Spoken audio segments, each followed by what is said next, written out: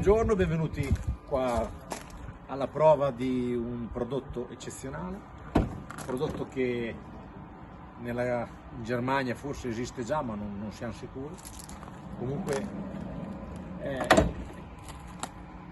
un tubo che ci permette di portare l'aria calda direttamente su dove c'è il tetto apribile e il letto.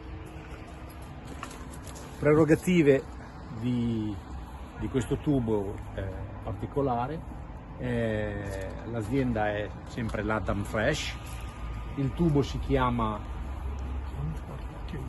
Comfort Tube e andiamo a elencare 2 o 3 caratteristiche tecniche. Allora, intanto il tubo è un tubo particolare, indeformabile, anche se viene strizzato non si deforma all'interno del tubo.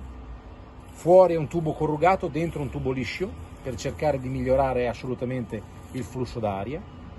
Viene collegato a una bocchetta orientabile, chiudibile e apribile a seconda delle esigenze, fatto a collo d'oca volutamente perché facilmente riponibile nelle varie soluzioni che abbiamo nel nostro tettuccio.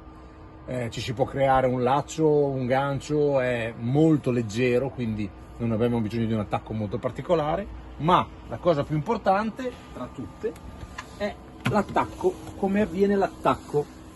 È stato studiato da Damfresh e è tutto quanto regolabile, è tutto collegato con delle calamite, dei magneti molto potenti, e questa parte qua, adesso il magnete è rimasto da questa parte, è rimasto attaccato qui ma dovrebbe andare qui, e questo magnete lo portiamo, attacchiamo questo qua nella bocchetta che andiamo a battezzare, sia la bocchetta da cui vogliamo estrarre il caldo quando ne abbiamo bisogno, e a sua volta quando noi vogliamo inserire il tubo non facciamo altro che collegare il getto all'attacco, che a sua volta sarà attaccato alla bocchetta che noi abbiamo deciso fosse questa qua. Ora, per non bucare il mezzo, abbiamo messo dell'adesivo, ed ecco che